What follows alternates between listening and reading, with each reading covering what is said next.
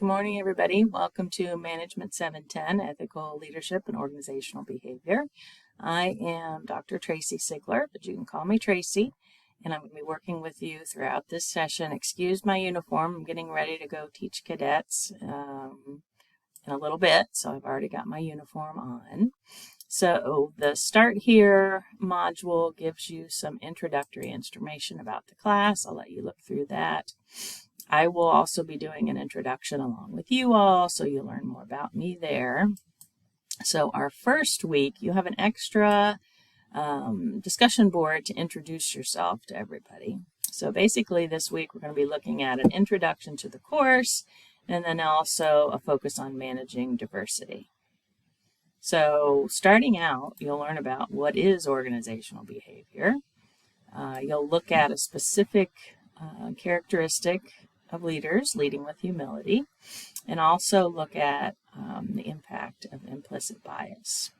So module material, so read chapters 1 and 2 or review chapters 1 and 2 of your textbook. So in the introduction and in the syllabus, you'll see that we're using an open source textbook, so you should be able to just get it online for free.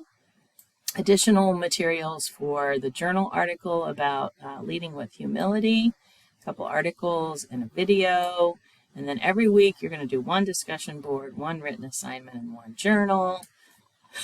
Excuse me, this week you've got an extra to introduce yourself. So we're going to do introductions with 2 truths and a lie. So a lot of you have probably been in classes before together, except I haven't been with you. A couple of you I know from previous classes, but so introduce yourself, create a video so we can see you, like you can see me now, provide some basic information, and then share 2 truths and a lie about yourself. So 3 facts, and then we're going to try to guess which are the truths and which are the lies. So let me know if you have any problems with that, posting videos. The actual regular discussion board for this week is to introduce you to the topic of organizational behavior.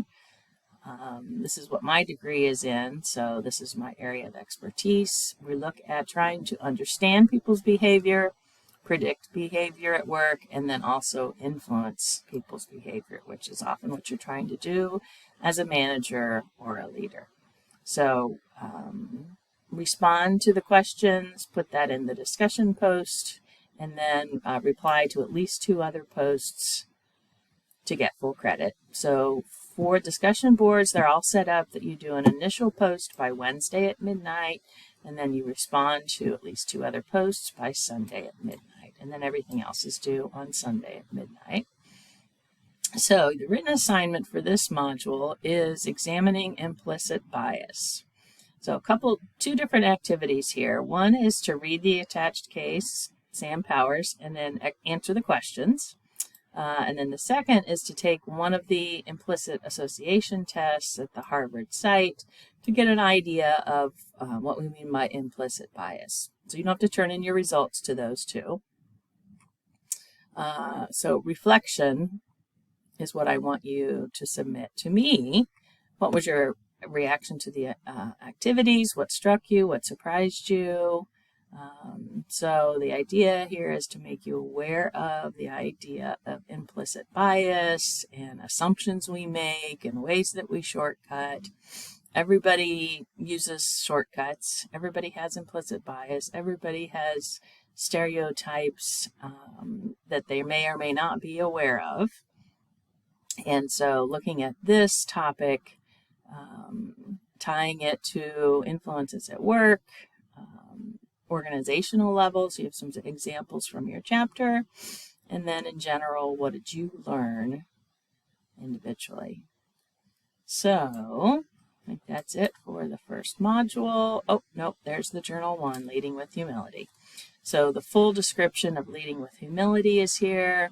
We've got 2 readings and a video, a quote that I find to be very powerful. So the assignment is to evaluate yourself as a good example of a humble leader. So usually these journals are a page or 2 It's really you reflecting on your own experiences, leaders you have worked with, your reactions to the readings and the video, and then in general reflecting on and answering the question. So you'll see at the bottom of the journal there is a rubric available. Just because this is the first time through, I'll point this out. The written assignment comes with a rubric. For some reason, the discussion board rubric is not shown, but it is available if you go to the top right and click on those 3 dots. So I look forward to working with you in this session, and let me know if you have any questions.